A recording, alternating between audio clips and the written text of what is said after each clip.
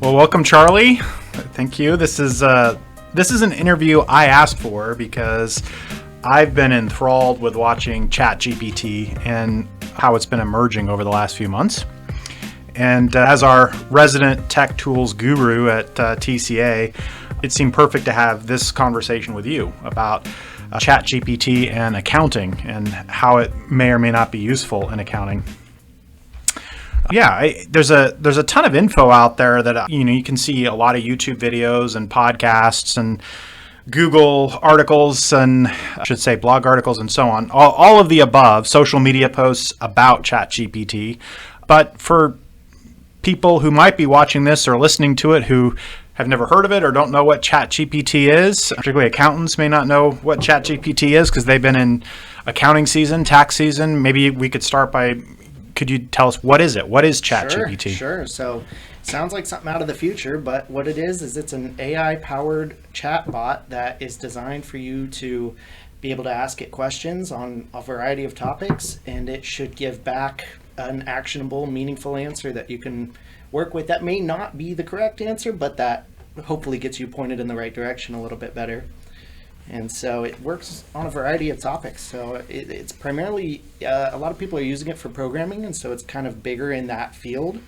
And so I think using it for accounting is a little bit of like a fringe case use of it, but it is designed to do a wide variety of things. So it tries to give answers on accounting problems. Yeah, and there's a company called OpenAI that is the I guess the owner, designer, engineers behind this program, right? Absolutely. And they're working on different versions of it. I know ChatGPT 4 is the version that they're most recently releasing, but yeah, it's using machine learning to get better, so it's supposedly constantly improving, and yeah.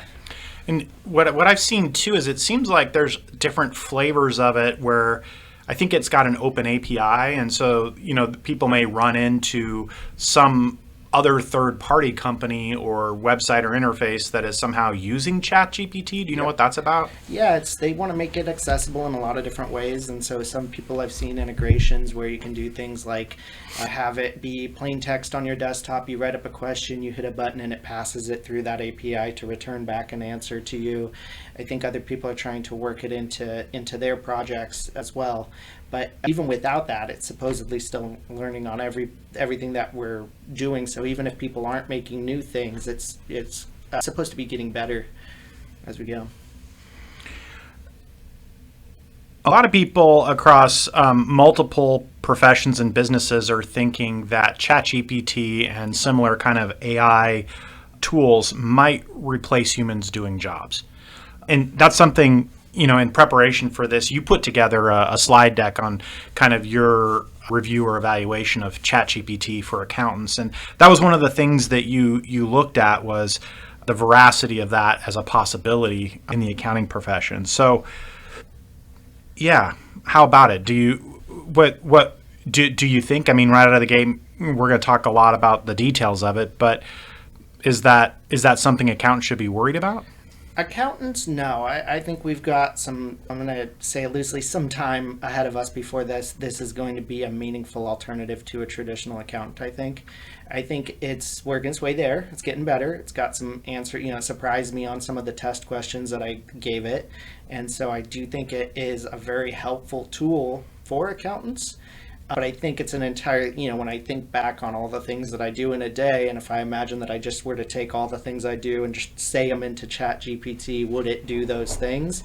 And it's like, that's a very high bar, right? It can't do those things yet, but it has its own purpose. I just think it's not that yet. And I think it's a different risk in each job, because I think depending on what you do, it may have an easier or harder time doing those things.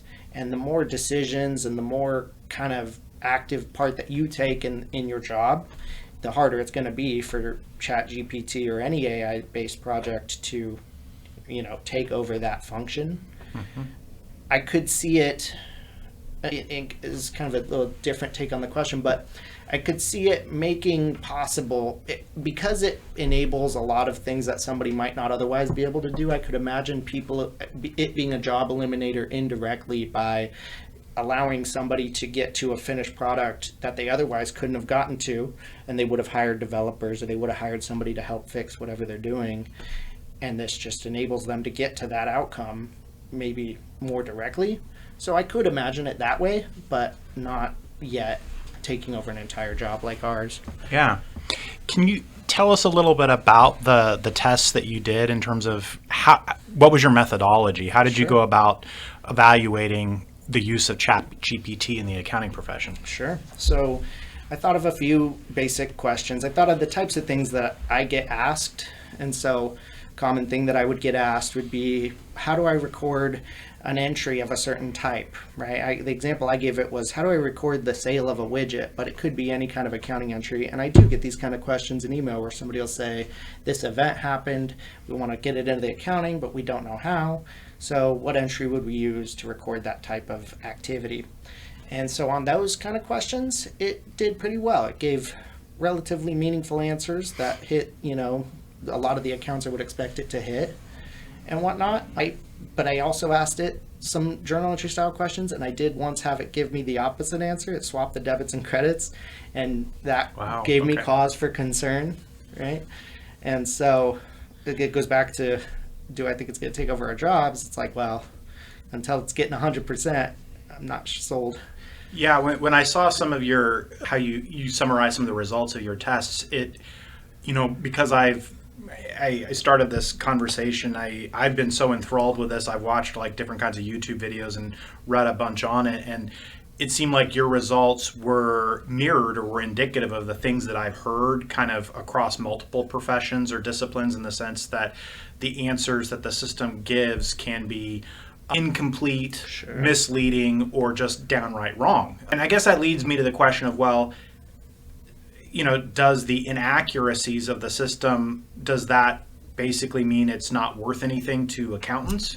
Well, so let's look at the specific example, because in the thing it's talking about, I gave it, one of the questions was, how do I report payments to contractors? Because I wanted to give it something very vague, and it tried to give some regulation, some boilerplate that it had found about the 1099s. And so it gave what was a very reasonable answer at some point in time, and gave clear steps on how to do stuff. So it's, on one hand, I'm looking at it and it's like giving, what I believe is mostly the right answer. But one of the things it had challenges with is that there's been changes to the 1099 in recent years, and it basically made no attempt to highlight that, and it recommended using an outdated form. And so, I think how to best use a tool like this is to take its answers with a grain of salt, and to use not just the answer that it gives you, but use that as a way to learn more about the topic. So for example, if you ask it how do I report contractor payments, and it tells you to use a form 1099, and then you go research more and you find out that actually there's a version specific to non-employees, the NEC, you would then get to the right answer, and it would have helped you get there where you may not otherwise.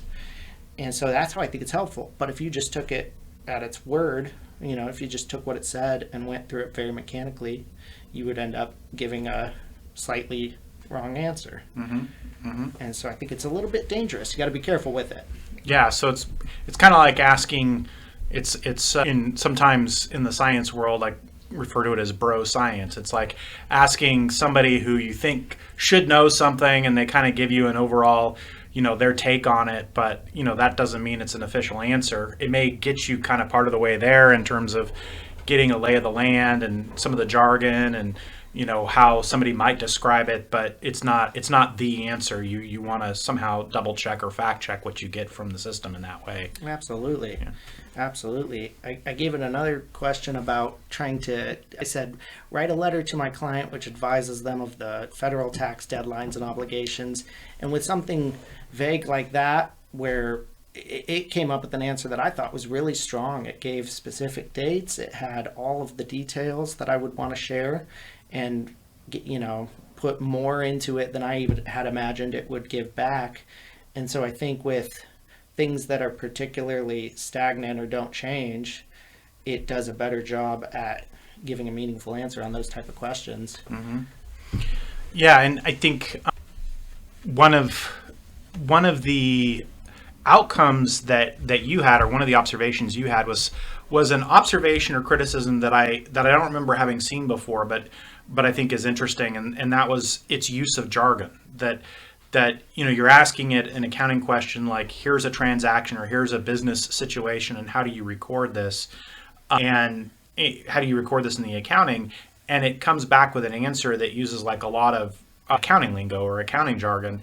And as accountants, and you understood what it said, but you made the adept observation that if somebody was using the system and actually wasn't an accountant or didn't know the language, they would need further explanation of a lot of the terms that were used in its answer.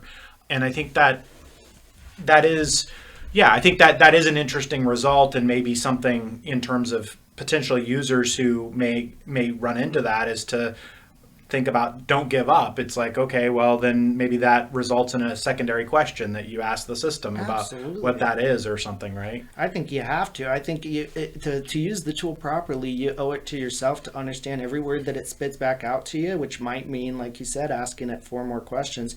I think in the example it was looking at, it just used the term book value on an asset. Are we talking about getting rid of fixed assets, which involves looking at how much of that fixed asset has been depreciated in the past? And so in thinking about how to book that, it tells you to consider the asset's book value. And like you said, I know what those words mean, but to somebody who's never heard them before in that order, could mean a lot of things, right? And so I just could see that leading people down an answer they don't fully understand. But in its defense, could you turn it to it and say, what does book value mean in accounting, and get back something meaningful? I think you probably could. Yeah. Yeah, that's, and I guess along those points, I mean, kind of that something that I've seen in the media is this idea of an emerging job function or role, a profession, could be a AI prompt engineer. Have you seen that? Do you think that's a thing? I haven't seen that, but it makes a lot of sense to me, because asking questions is an art, and taking in information is also an art. And so I can imagine there being a lot of thought that goes into both of those processes. How do we ask things? How do we understand and interpret those words to mean some kind of question we can then answer? Would take its own set of skills, I would imagine. Yeah, it reminds me of the days, because I was actually in university when a World Wide Web first started, and then kind of it was like the years that I started university, and by the time I was leaving university was when like search was a big thing. And I remember people were teaching courses on how to like use a search engine, right? Mm-hmm. Like it was a skill to know how to use a search engine. And I mean, I don't know, maybe kids do that today in school. You've got kids, I don't, but so I don't know if that's a thing that they're teaching kids on, how to use search engines in school. But it is, and I think you need it. I mean, honestly, it helps every day, and it's not as obvious. On the one hand, sure, type words in that you think are relevant, right? But there's sometimes a little bit more to it than that, and sometimes getting back to a meaningful result, like you find some answers, right? But getting back to the most meaningful ones quickly, it can be very hard, right? Yeah. And so, I think it's a good skill to improve upon. Yeah, and I think that then what you were talking about, how to ask questions, it's like, this AI tool is so much more involved than just your standard search engine in terms of what you might get depending on how you ask the questions and the line of thinking you have. And I remember that was actually the thing that kind of almost scared me in looking at it, was like thinking about the fact that, and I think a lot of people out there in today's environment might relate to me, is that I don't like to ask questions a lot of the time. Like, I like, if I can like circumvent the process, if I can circumvent taking the time and effort and social anxiety of actually talking to somebody and asking questions, then I often try to go that route. And I'm looking at this and I'm like, okay, well, I guess I don't have to feel social anxiety talking to an AI chatbot, although I don't know if my mind will eventually be able to tell the difference in that way. But I still that I haven't developed the skill, I don't think, to like ask the questions. I developed the skill to get information I need and solve problems that I need, but not the skill to just always ask the right questions and the follow-up Sure. questions, right? Well, and sometimes, as crazy as it sounds, asking a question that you already know the answer to has a purpose still, right? You might even ask Oh, that and yeah. find that there's some better answer that you hadn't considered. And even if all it does is strip away the ads, because I notice one thing about it is like you just type into it and you get back an answer quickly in text. And so even just the mechanical fact of like I'm not scrolling through pages of links, I'm just wording my question, getting back an answer, was huge in that same regard because you could spend all day looking at half answers or answers to not quite the question that you asked. And Yeah, see, that's a great example because like asking a question that I don't know the answer to, like I just would never do that naturally. I'd be like, what a waste of time, and now I got to totally reorient myself to think differently. I think, yeah, I've been surprised at how many times, because you'd say, why would you do that? But yeah, there's always somebody out there who has been faced with your problem and has put more effort into it than, because maybe they approach that problem at scale, right? Maybe they had to come up with a really good answer because they were given the same problem you had times 10,000 or Yeah. whatever. And so, Yeah. yeah.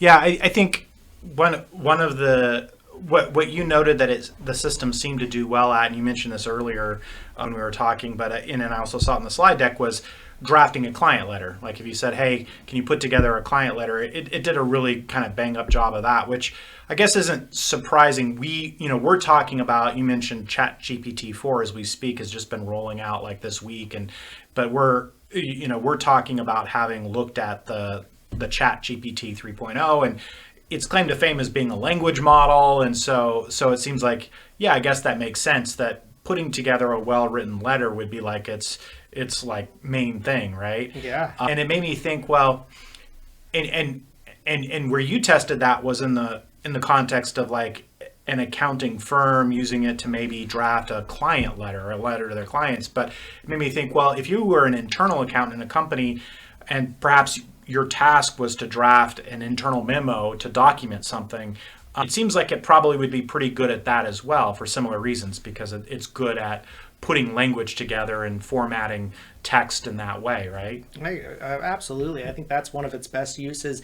And I think, you may say like, I write my own memos because I want them to have my own personal flavor or whatever. You can still do that, right? You can use it as your starting point, get to what is a pretty realistic looking answer, and then pick it apart and spend your time doing that as opposed to the original drafting. Yeah. And you may not come out at the time savings in the end, but you end up only spending the time adding value because you got rid of all the junk work out of it.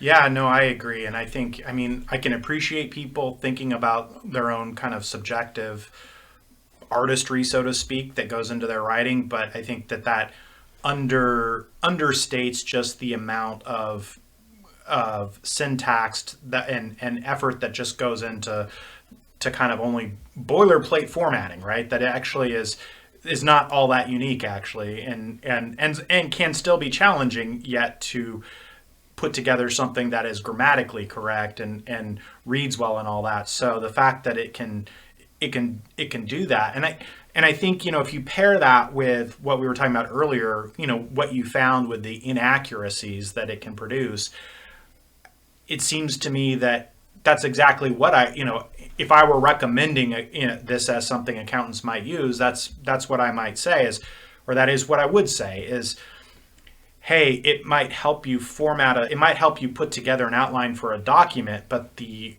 technical content in there you need to make sure you own, right? Absolutely. But it can get you a long way to building the structure of that so that you're not messing around with, how do I present the beginning, middle, and end of this topic. That's already kind of just done for you, right? Absolutely. And sometimes the solutions it would give are verifiable individually, so you can get your answer, get it quick, and then you check it, and you make sure, and you may spend more time checking it too, so that part's unfortunate, but to me that's still optimal even if it gets you 98% of the way there.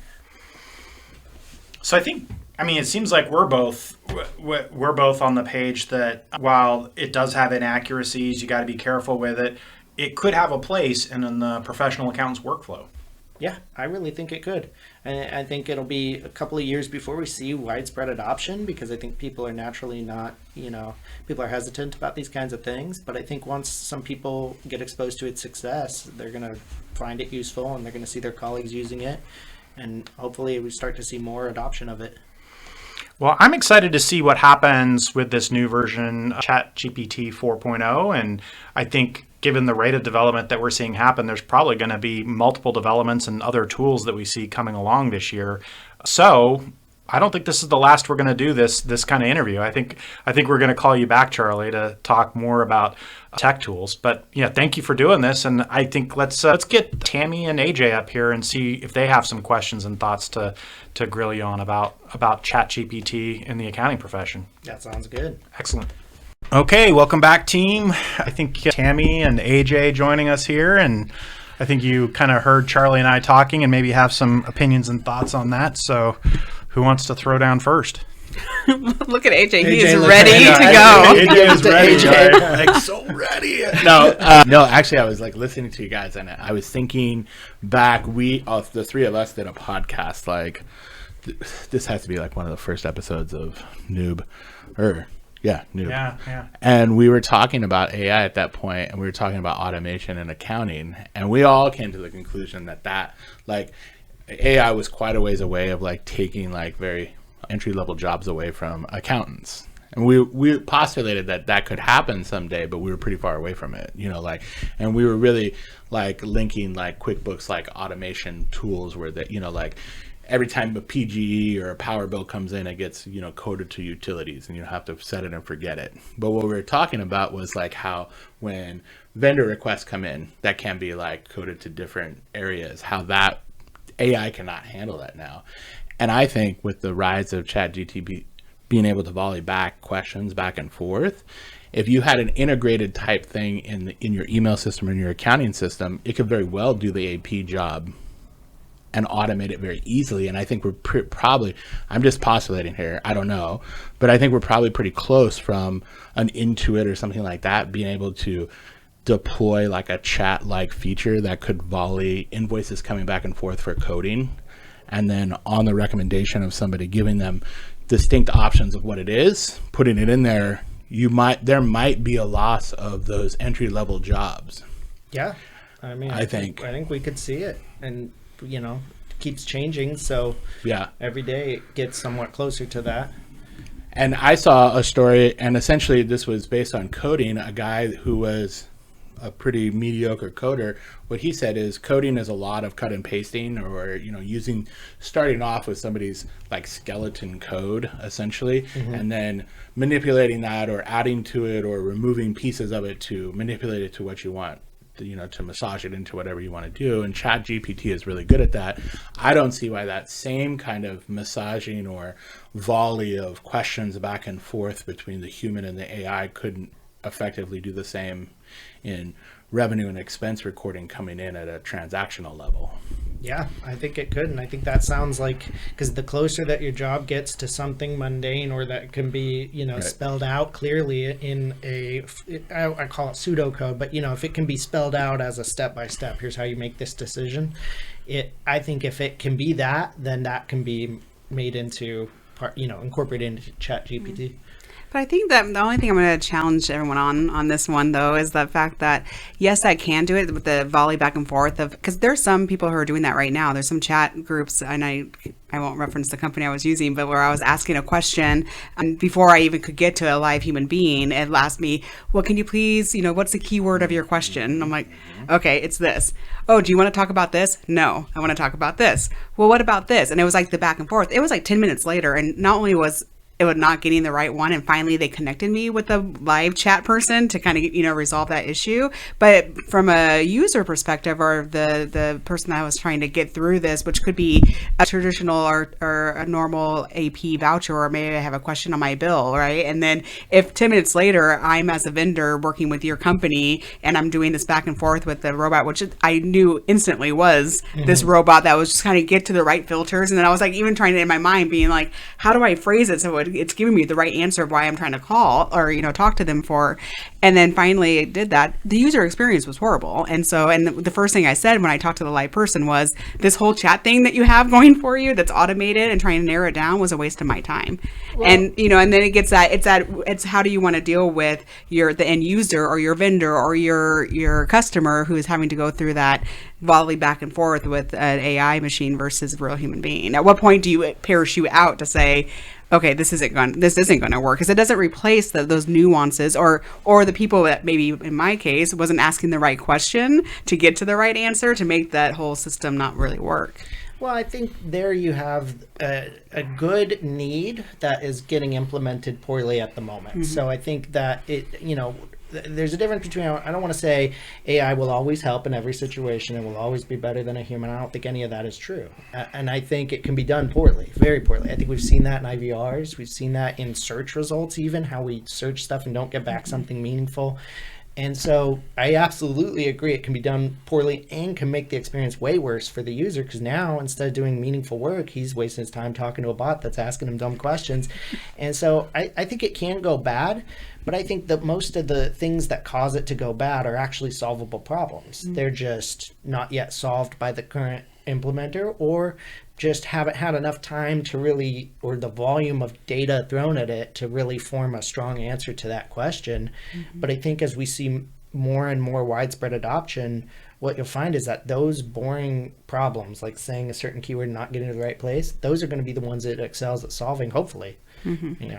Yeah, no, I think that, when I was talking to Charlie earlier and saying, how I become obsessed with ChatGPT and playing with it. Probably not as much as other people. I don't want people to get the idea that I spend 24/7 on ChatGPT, but yeah, I think you'd be, for the people in our audience and anybody who, if you haven't played with it, you would be shocked at how far it is ahead, how much it's leaped ahead of the kind of standard chatbot that you're describing. Because I think what you're referring to is a situation that so many of us have dealt with, in the sense that those very rudimentary AIs are unable to unable to understand nuance or infer what you're actually trying to ask if you're not very direct, or if they don't have a reference point for your question, right? You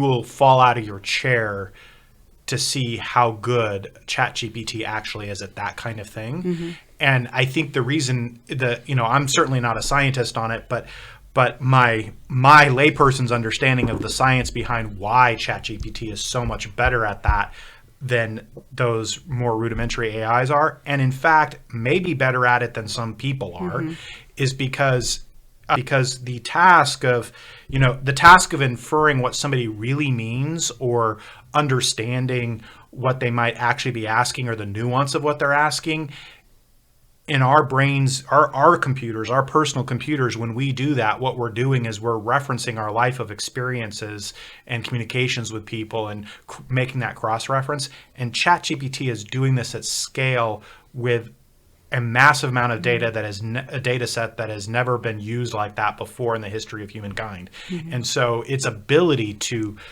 understand what you might be asking is breathtaking. Mm-hmm. And actually, I was thinking about this when Charlie and I were talking, because we were talking about the jargon that that it was giving Charlie in the answers, and it inspired me and I forgot to ask Charlie this question: do you think it actually knew you were an accountant? I do, because I don't know, it would never make that clear to me, but I mean, I asked a pretty generic term. I think I asked it explain retained earnings to me like I'm a 5-year-old. And yeah, that is to us, obviously, accounting words, and it gave back an accounting level answer. But, everything I asked it after I started asking accounting questions, it seemed to give answers that were relevant to what I was saying. Yeah. So it's possible. Yeah. So, I encourage everyone to just play around with it, because, we were talking about the concept of prompt engineering. It will probably, similar to like Google search is now probably native to most people who are digitally enabled. It'll probably become that way for a lot of people. But for those of us who are older and this is a new thing, I think it's going to be a skill we have to develop, is how do we use this thing to stay at the top of our lives and our professions. Well, I did like some of the examples that Charlie had, or the test kind of questions that you had, and it did give you kind of like the framework. And when you guys were talking about it earlier, I think it is a really good idea to like utilize it as a starting point or as an outline, and then, you know, edit it the way that it is coming from your voice, and it gives you a good starting point. Because I do that so many times where if I'm trying to create a brand new policy that I'm in my mind as, you know, a finance and accountant type person, I want to figure out like what's the best way to lay it out for a client or for the end user, that I'll look at examples. You know, I'll do my own search and look at examples, and it did a good job of kind of summarizing something that I could potentially use, and then I would of course modify, because I modify everything. Sure. AJ will always tease me about that. I'm an editor of everything, but I think it's a great starting point, because yeah, even if it was like halfway there, or in some cases 90% of the way there is still going to be some, you know, human element or Tammy review that I would like to do to be able to do that, or to, you know, kind of say, hey, is what I wrote, you know, what would they say, and how could I compare the two? Absolutely. I mean, if you want to have some fun with that, you can go into ChatGPT and you can ask it, you can say, can you write the client letter as if you are President Obama? And see what it gives you, and you will be shocked. Have you done this? I haven't done this exact exercise, but I mean, and then you can do the same thing. You say, write the client letter as if you are Hillary Clinton, and you're gonna get a different voice, and you're gonna get and you know, sometimes depending on who it is you're asking, if it knows what you're asking and the volume of material that it has to reference, it'll do something that just blows you away in terms of how it sounds like it came from that person, if you know that person's style well. And sometimes it only kind of vaguely sounds like that person, but just the sheer fact that it can like think in those terms is like, yeah. Well, and one of the things that I think is really important to highlight is that you can give it feedback live. So you can ask it for an email, like a memo, and then it gives you one back, and you go, man, that sounds too harsh. I don't like it. Try again. And it'll respond back with something not as harsh. Yeah. And so, you know, and you can also complain to it about its results such that it learns and changes its ways or whatever, right? And so I think using it and getting a bad answer is actually part of the process.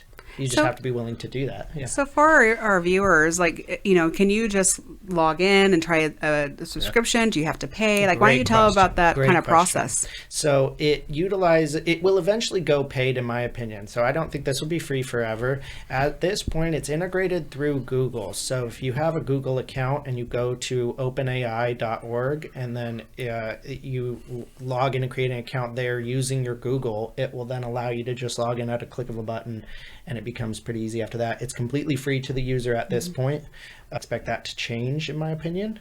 And I think we'll see customized versions of it that are geared at specific purposes and have functionality geared at those purposes.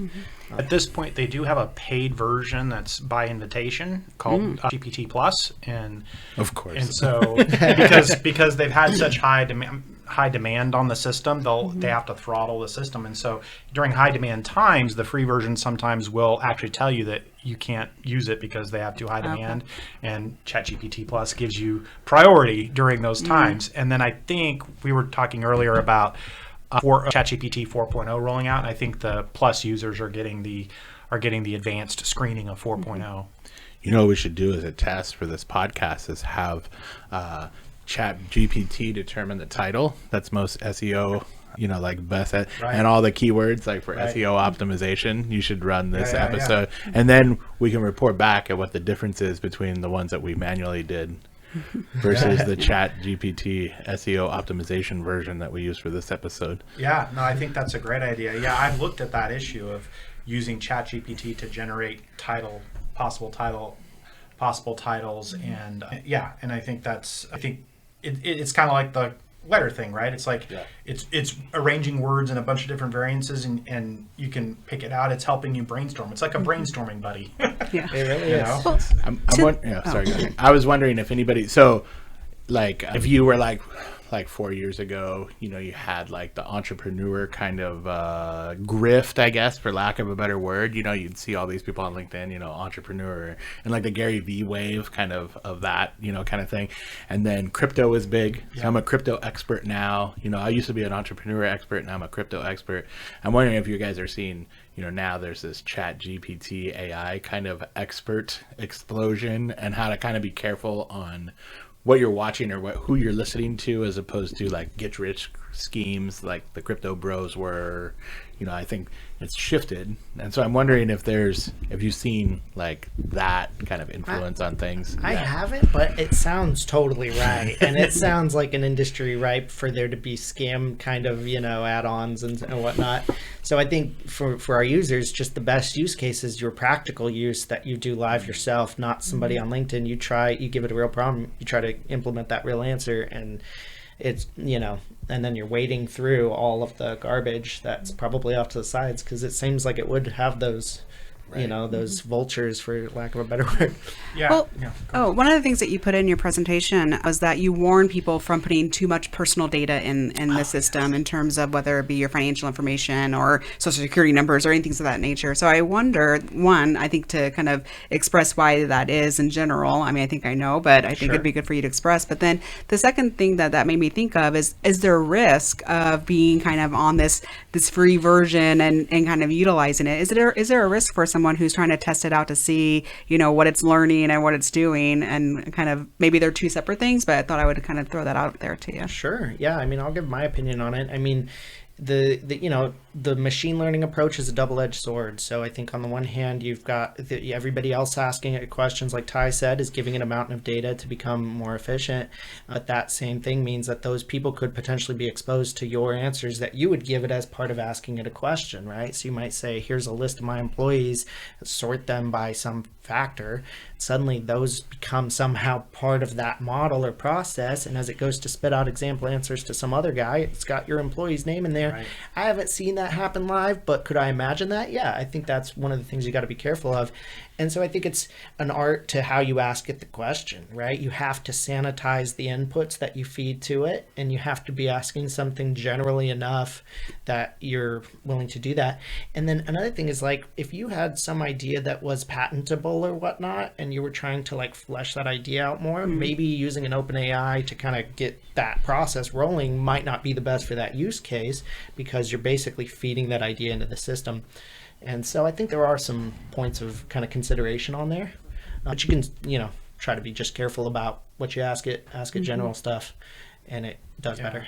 Yeah, that's a great reminder. I mean, we're talking about the use of the system for accountants, and I think it's important to remind our colleagues that, this should not be used for confidential information at this point. I mean, it's all over their website and everything that they are collecting data for the use of their models, as Charlie said. So it'd be inappropriate to give it specifics with confidential information. Yeah. And do they have a disclaimer? I'm sorry, I'm very excited about this part, but do they have a disclaimer in terms of, our answers may not be 100% correct or factual or things? Because I wonder, that's where it kind of gets me in terms of one of your questions where you knew it was a right or wrong answer. And so you also knew that it gave you partially the right one and where to go and research for more. But for a user who may not be accountant themselves, but are trying to use this as their accountant go-to because, everyone was so busy with taxes and weren't able to answer one of those generic questions, if they were to go to that, how do they know not to put 100% reliance on that as fact?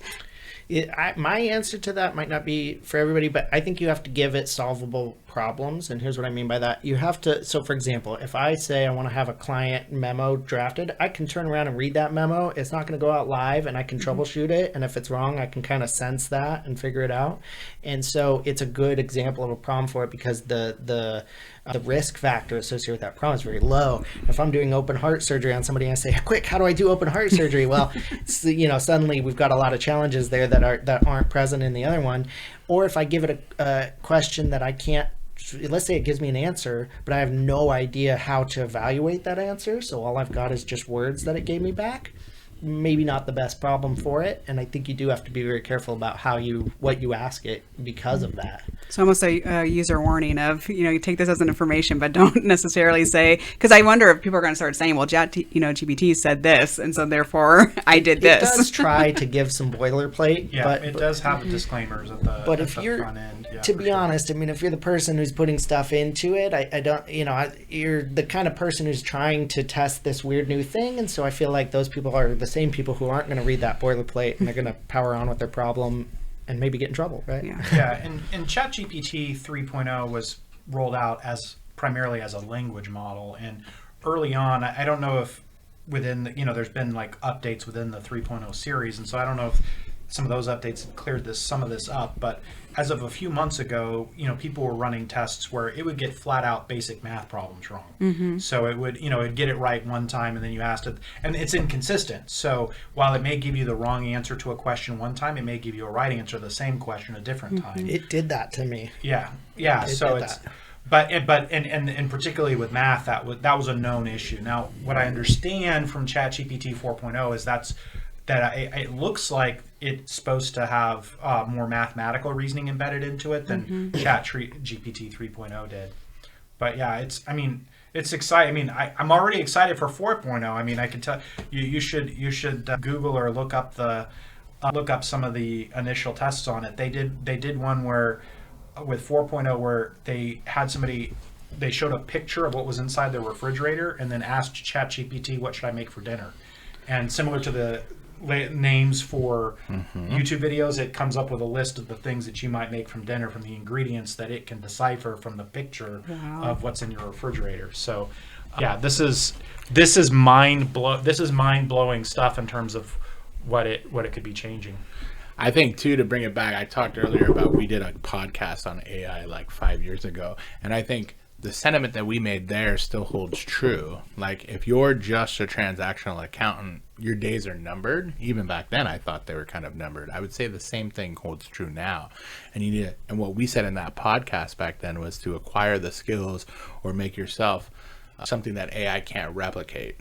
You know what I mean? And to make yourself, Right. a better accountant in that way. And I think that is the tricky part for our profession, I think, is getting an understanding of scientifically what might be possible in terms of what can or can't be replicated. Yeah. I think is going to be tricky for us, because I think we have an intuition. I think a lot of people's intuition, and maybe at least with accountants, and maybe this is true across the board, is that the AI would be able to handle a very specific execution, but once it came to complex reasoning, you would always need the human for that. But I think that is what ChatGPT, this is why I would recommend that accountants are playing with ChatGPT, so it opens their mind to understanding that, it looks like these AI tools are actually going to be able to do complex reasoning. The stuff that, like the stuff that you thought that you would do, like, years ago, I think we would have assumed, okay, yeah, the tool will probably be able to fill out forms for us. The tools will probably be able to do the math for us. But if I have to write a qualitative description of what's going on with that company to put in a management discussion analysis, for example, it wouldn't be able to do that. Yeah, it seems like it will be able to do that. Yeah. So I think that it's coming. Its capabilities, I think, are beyond what most people would have imagined. And I'm not saying I know what its capabilities are. So I'm not advising that you listen to me and you say, oh, Ty thinks it'll do these particular things. I got to be on the watch out. What I'm saying is, I think what I'm advising is that everybody's playing with these tools and monitoring what's happening with it to understand what its capabilities are and to get a perspective on that. Because on this point of, figuring out what it is that your value proposition will be professionally, I think getting an understanding of that, part of that is going to be getting an understanding of what these tools actually will be capable of doing in the future. Well, I think you brought up a great example of the machine learning with the fridge, because it's like something we would never think it would be able to do, and there it's figured it out. Another one I saw online that really piqued my interest was somebody said, build a design website for a marketing company, and it spit back a completely better website than any I'd seen just instantly. Yep. And with almost no information. So it's like, when you think about that task for just a second, like if I just said, go build a website real quick, I mean, that's, you wouldn't be able to do it, but it just spits it out. Yeah. Yeah. Have you guys seen the graphics version, the graphics AI programs? They're kind of corollary to ChatGPT that are out there. No. Like when you mean graphics, you mean like computer graphic program? Like digital art and digital graphics and creating photos and things of that nature. Yeah. Because I think, I don't have the imagination to see how that necessarily would apply to what we do in accounting. Although, again, it might, and I think it's healthy for all of us as thinkers to pay attention and look at it and see what it can do. But yeah, I mean, it's not as natural for me to use a program like this, but from what I've understood is people are putting in prompts to ChatGPT like programs and causing those programs to create art, create visual art.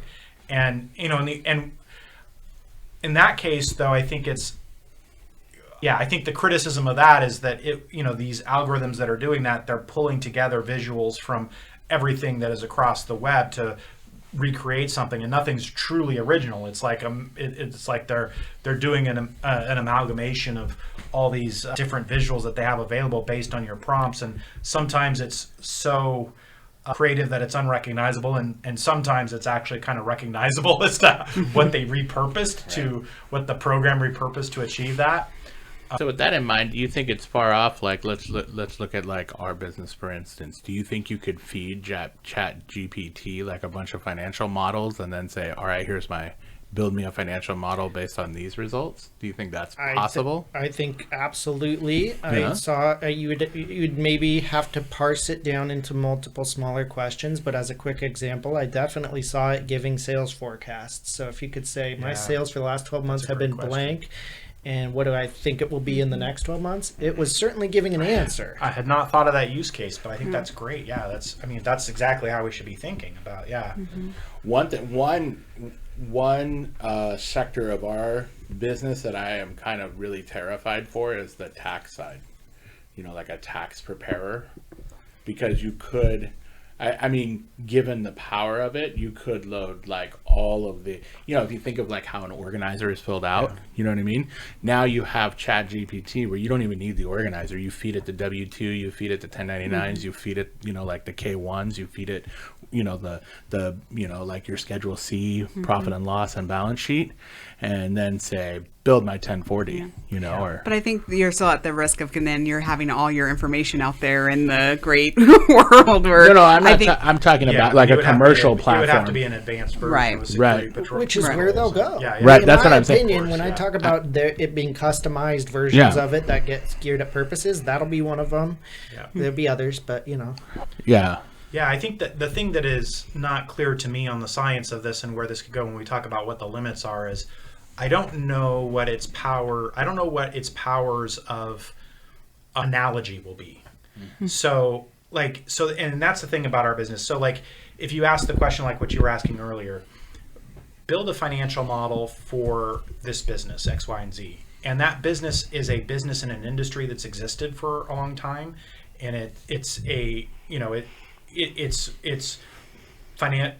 the system has reference points to pull from is what I'm getting at, right? Yeah. It can pull all these reference points together, and what it can do more powerfully, I believe, than we can as human beings is it can process a lot more data. So it can actually infer an answer from all of its reference points on something that already has a corollary in the world. But if we have a brand new industry or a brand new business that there are no reference points for, how does it do that? Can it because what we do as humans is when we get into new things, right? Or take it to, maybe an easier example of that is take it to the tax example, right? Yep. Filling out tax forms based on how that same tax form's been filled out thousands, if not hundreds of thousands of times, I totally believe it can do, and it will do better than any of us probably, right? But IRS issues a new tax form based on a new tax law, and nobody's ever filled out the form before, will this AI model be able to analogize from other forms to do something brand new that has not been done before, that it has no direct reference points for? I don't know that. I mean, it seems like it probably could, but I think it's a long way to go, because in my example, it gave like a wrong tax form, and I think that is what Yeah, you're saying exactly. exactly. The tax form changed, and since that other answer had come up on the web, gosh, infinite times, it was this Yeah. de facto answer up until then. And that's that- what it gave. And that change was not. It was in the last year. I mean, it was like what within the last year, right? Last It 2 wasn't. years, It yeah, wasn't I'd say. like a most recent change. It was like a week ago, so maybe that's why it's missed. It's one that was like if anyone filed the 1099 for this year or for 2022, it would have been that other new form. Exactly. So it is kind of it's like the totally delay. reasonable that it Yeah. screwed up. Yeah, But and you I got to think- know when you ask it questions, which Right. is what makes it hard. But you got to be careful with a question like that, because you might know there's changing regulation. Now, if you don't know to know, right? Because then that's where the danger is. right. And I think, as a boss of mine many, many, many years ago, he coined the term, or I don't know that he coined the term, but he used the term, we would use it for people. Is this person capable of original thought, right? And I think that's kind of what I'm getting at with the AI model, is I don't know if the AI model would be capable of original thought.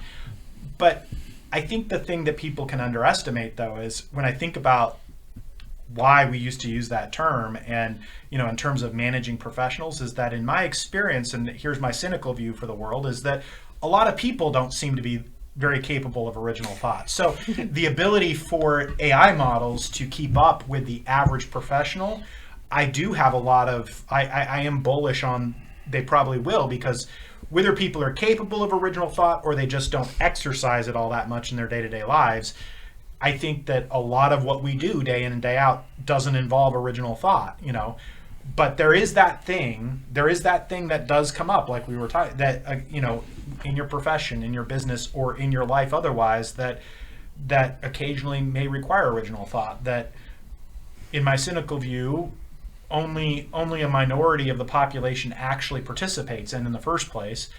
But will AI actually be able to do that as well? I don't know. But I think that, to me, that's a very interesting question to keep looking at. Or a scary thought, depending on what side of the... Well, and it brings me back to a point you made a long time ago that has kind of stuck in my head, which is like sometimes people will try to apply logic to tax and understand it, and they'll come to the conclusion that it doesn't make sense, and you have to remind them that actually it's not supposed to make sense. It's geared with all of these motives, and there's a lot of that went into why the law is what it is. And so because what we're asking in this case is tax law that's very illogical, potentially, might not be a good example of something to feed into the AI, whereas all these other things that are more logic based are will lend themselves well to it. Yeah. Super Well, interesting. Yeah. Should we plan to continue this in another episode in the future?